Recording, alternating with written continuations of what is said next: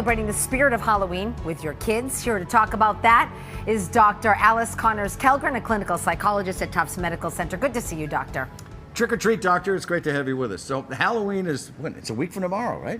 It's your anniversary. It's you better my anniversary. know that. I should know that. We're just going to assume that babies are all set with their costumes. Now that toddlers and preschoolers, I have a question about that. So do you think, there's a two-pointer question. Do you think that parents should ask them what they want to wear, and should parents have them wear the Travis Kelce and Taylor Swift outfits they got? Those are both excellent questions.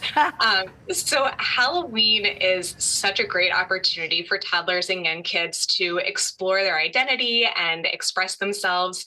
Often for kids this age, their identity is really built on what they like, what they dislike, the cartoons that they're into. So absolutely, parents should be asking their kids what they want to be.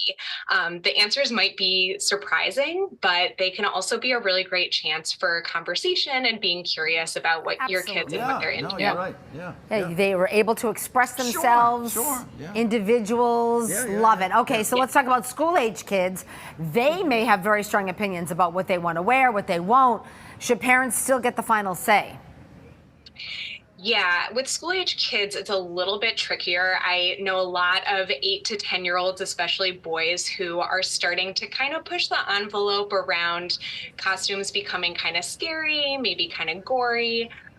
So again, like, this is a great opportunity for kids that age to express themselves, and parents may need to set some more boundaries around, violent themes, gore, sexuality, and budget. But that being said, this can be a really great opportunity to have some important conversations about what kids are interested in, what kind of gets them going, but also how other kids might feel when they see their costumes, especially younger kids seeing really scary costumes, or kids from different backgrounds seeing costumes that, might kind of get into the land of cultural appropriation. Right. So Dr. Alice, this last question, and for many parents, it's a scary one.